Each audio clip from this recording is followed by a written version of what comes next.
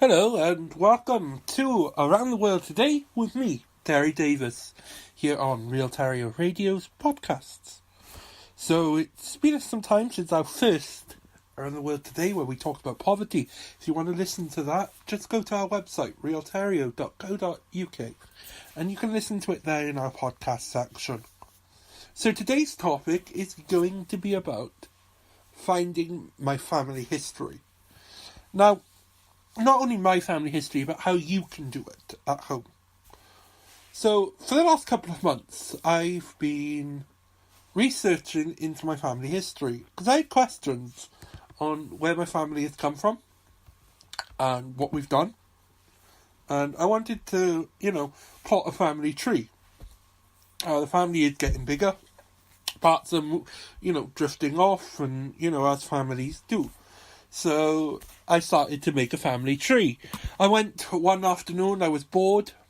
Here in Swansea we have a really good place called the West Glamorgan Archive Centre. And it's within the Civic Centre in the council offices. So I went there and they've got records of everything. They've got the church, the local church records, for the Anglican churches. They've got the records of births, deaths, marriages, baptisms, all of this. So you can plot and you can see these files. But where do you start?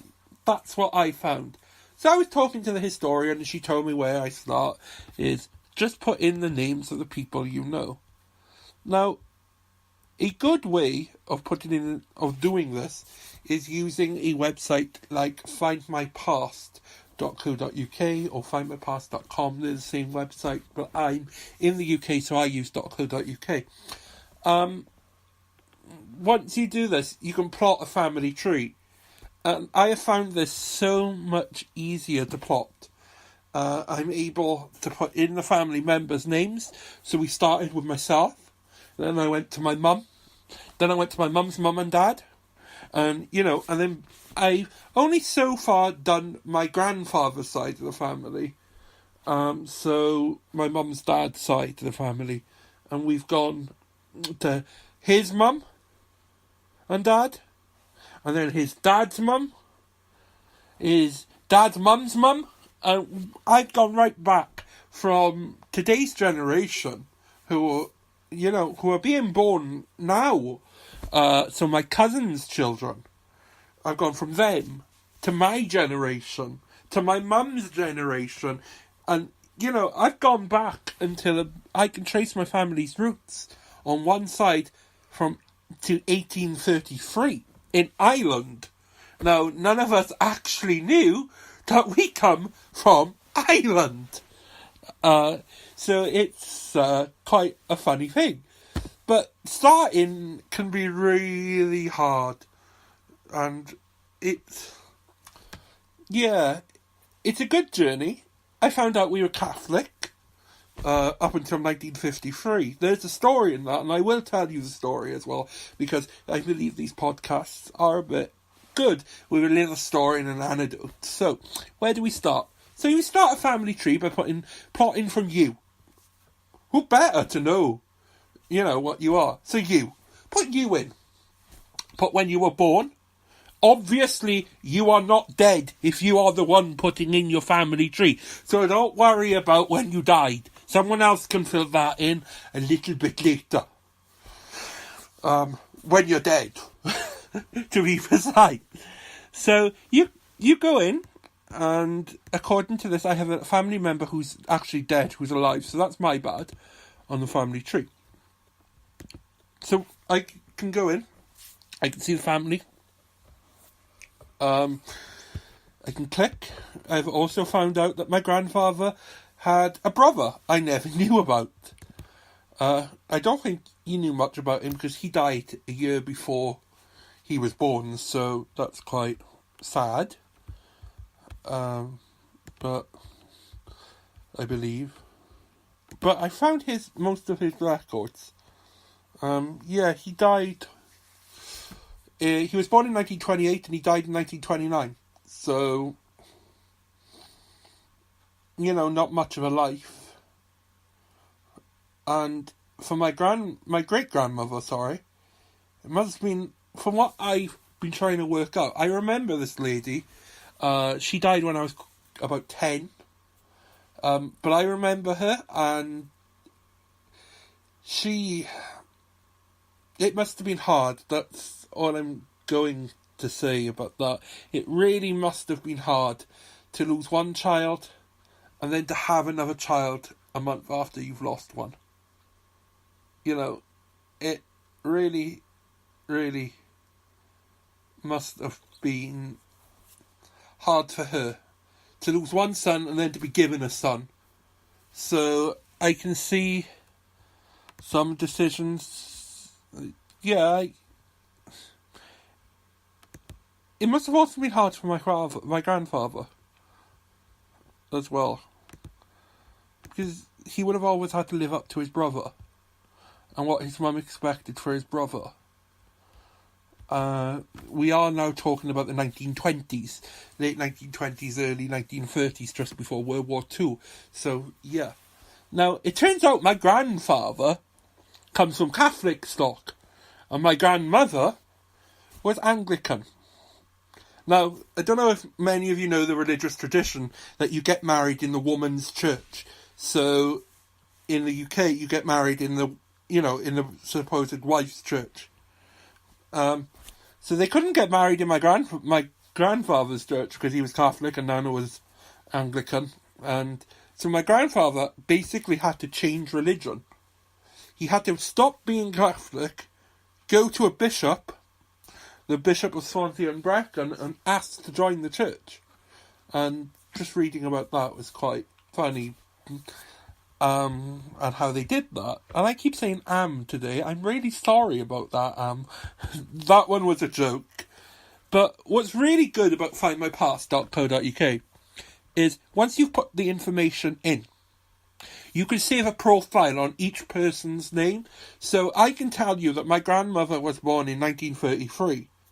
I can tell you how many children she had, when she got married, and where she got married. So all of this information goes in. Who her mum and dad were, and all of her children, and all of her siblings as well.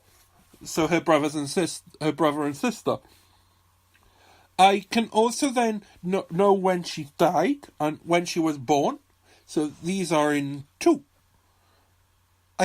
I set one of these up for every family member. What makes life a little bit easier, because when you come to looking at the censuses, so say when you look at the 1911 census and you pull something up about a family member, you can save this individual bit of the census about your family members to each family member's file that you've set up.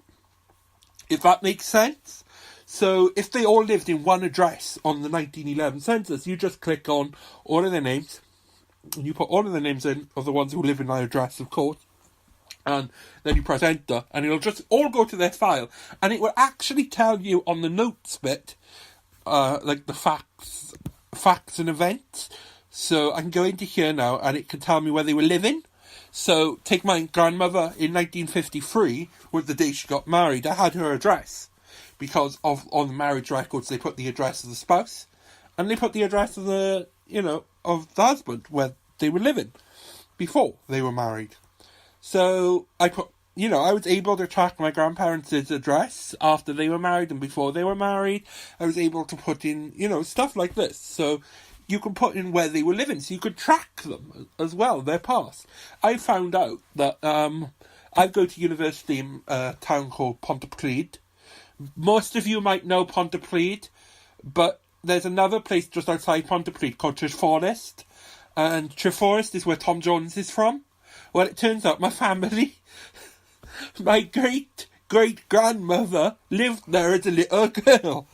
She actually lived in a house across the road from the train station that I use every week.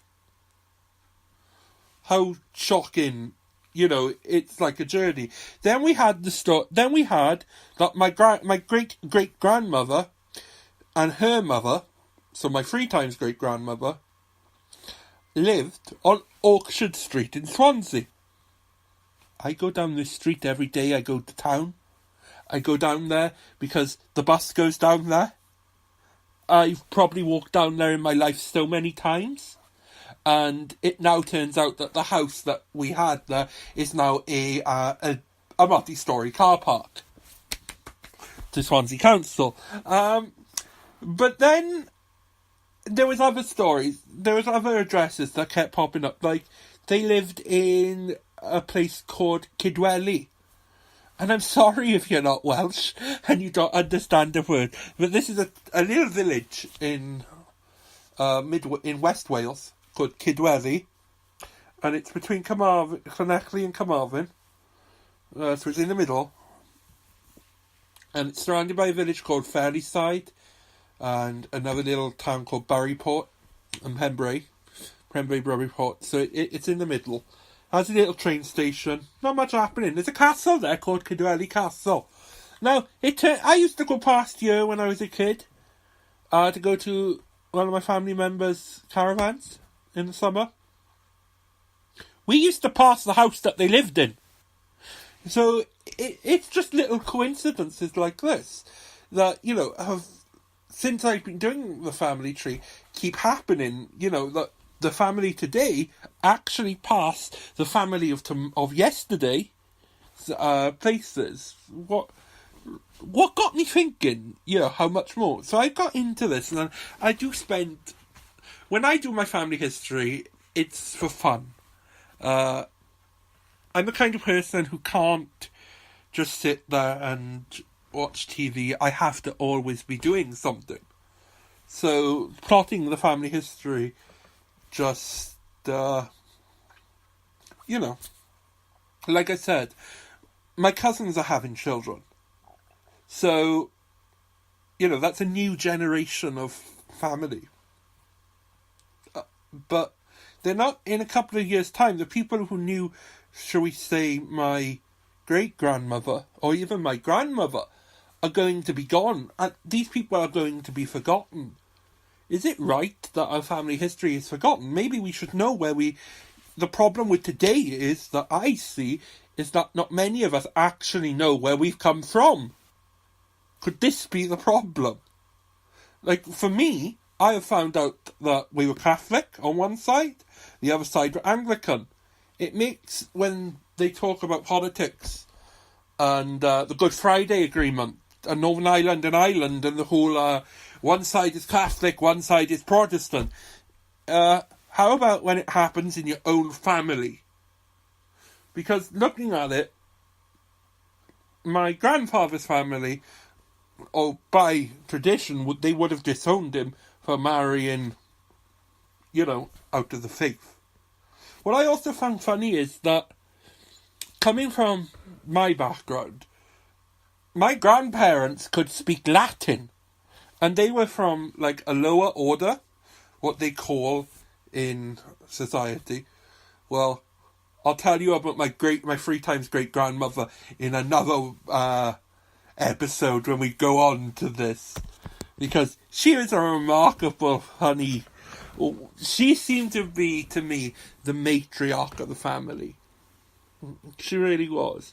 And for my mum, because I've been telling my mum about when I find something out, and I've been telling my aunt as well, and they remember their Nanny Davis. So my great-grandmother, I never met her. She died 11 years before I was born.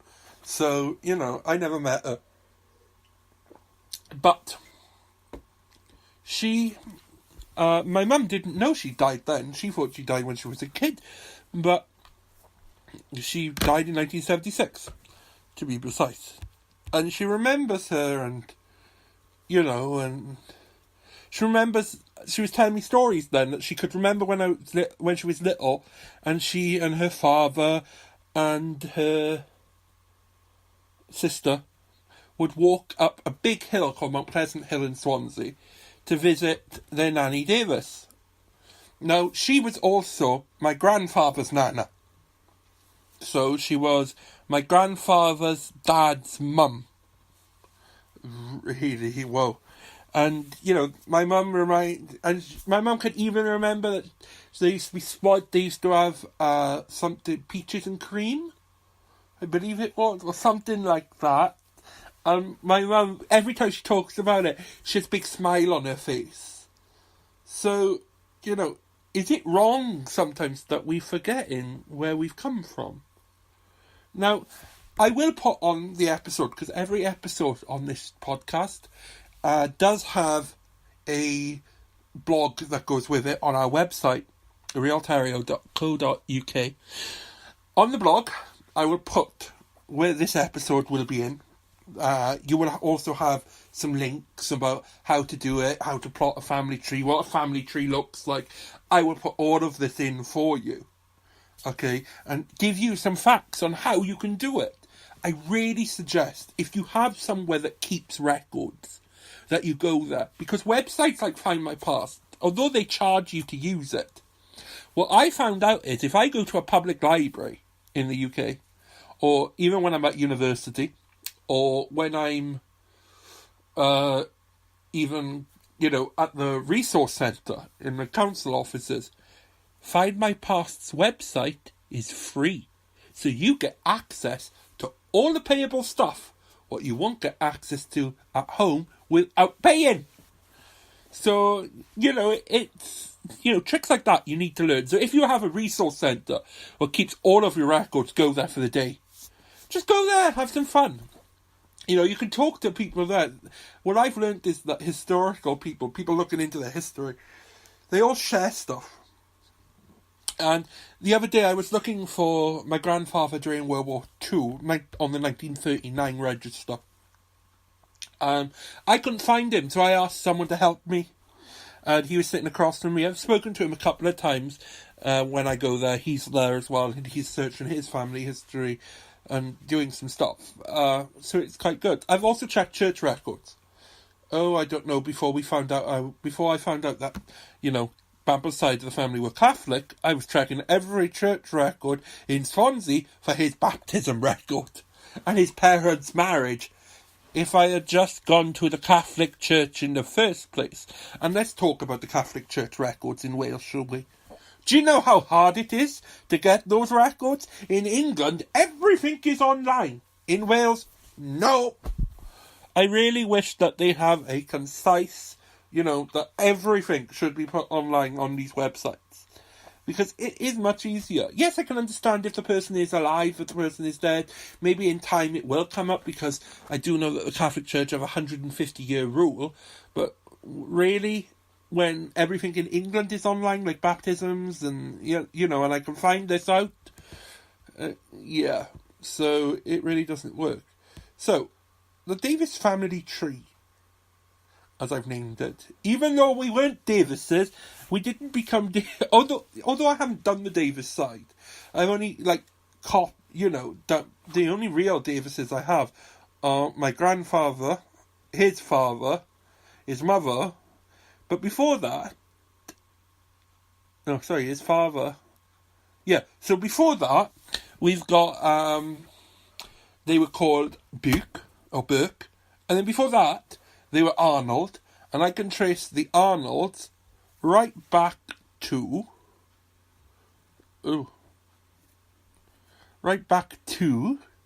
Ireland in 1935, to Cork, to be precise. I'm really interested because I like Ireland.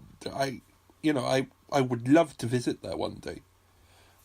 Maybe I will, because my journey is going to take me to Ireland looking for records at some point. And what I've learned is, before, shall we say, the late 1800s, the church records are more up to date than the civil records. The Catholic Church records in Wales, in Swansea, come to think about it, are really good.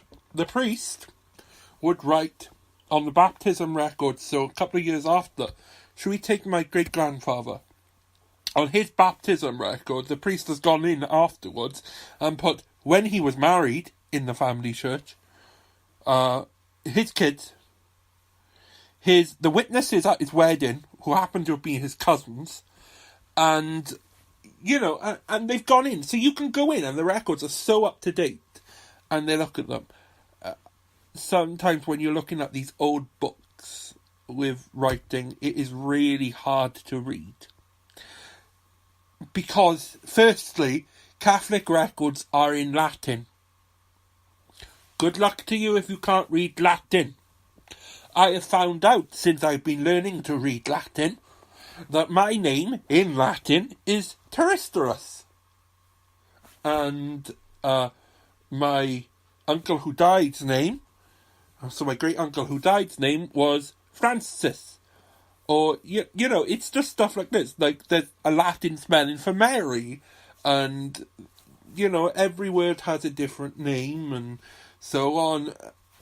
You need to learn this. So if you don't worry, because 9 times out of 10 in these historical places, there is someone there, if they have a book in Latin, that can read you what's on the book and on the page.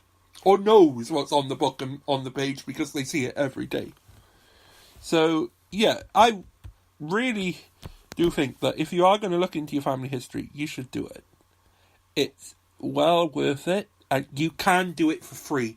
Don't worry. Don't leave. And this is the point of this podcast. Don't leave it's going to cost me a lot of money as an excuse. Because you can find the free ways of doing it. And I will tell you the free ways of doing it. I hope you've enjoyed this. And I hope I've been able, in the last 20 minutes, been able to tell you some things on why you should go and look for your family history. Please check out the blog that I'm going to put online that's going to say how you do it for free, how you can save a lot of money from doing it yourself without having to employ someone. And maybe if you've got children, you can do it with your children, you know, as a fun family event. Remember, it's currently Easter holidays here in the UK, and it does rain quite a bit when the children are off. It's like it's the law. So it's something for you to do at home, especially when today that children are more tech savvy than us adults. And people of my generation started to grow up with this stuff. So, you know, get your children involved. Maybe they want to know where they come from. You know, it's always good that you know where you come from. In my eyes, how do we know where we're going if we don't know where we've come from? And thank you. And I'll leave you there with that thought. How do we know where we're going, if we don't know where we come from? I hope you have a lovely Sunday, and I'll see you in 2 weeks' time for our next podcast here on Real Terrier Radio. Bye-bye.